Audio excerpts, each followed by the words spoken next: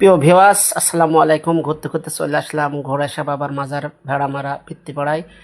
আমার ছেলের শখ হলো নাগরদোল্লায় চড়বে এবং টিকিট কাটলাম। একটা টিকিটের মূল্য 40 টাকা। এরপরে ছেলেকে নাগরদোল্লায় বসালাম। ওই যে আমার ছেলে মুসা, উনি আমার প্রত্যেকটা ভিডিও ক্যামেরা করেন।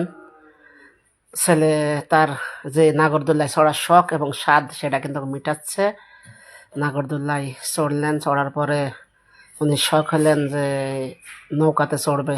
আজব যুগ আগজব জামানা, পানি বাদেই নৌকা চলে।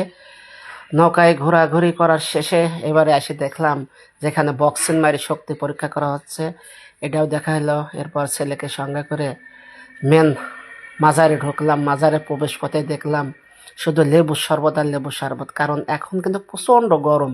আর এই গরমে লেবু শরবত আমার ছেলেকেও খাওয়াইলাম, আমি খাইলাম না কারণ আমার ডায়াবেটিসের কারণে। শুধু নাই, ভাজা ভুজু অনেক আছে। দেখতে পাচ্ছেন এখানে ঘটি গরম ধোঁয়া উঠছে, গরম গরম। যাক, আপনারা যদি সময় পান বেরিয়ে যান কুষ্টিয়া জেলা ভেড়ামারা থানা বৃত্তিপাড়া গ্রামে ঘোড়েশা বাবার মাজার। আরও নতুন কিছু নিয়ে হাজির হবে আপনাদের মোস্তফা ভাই।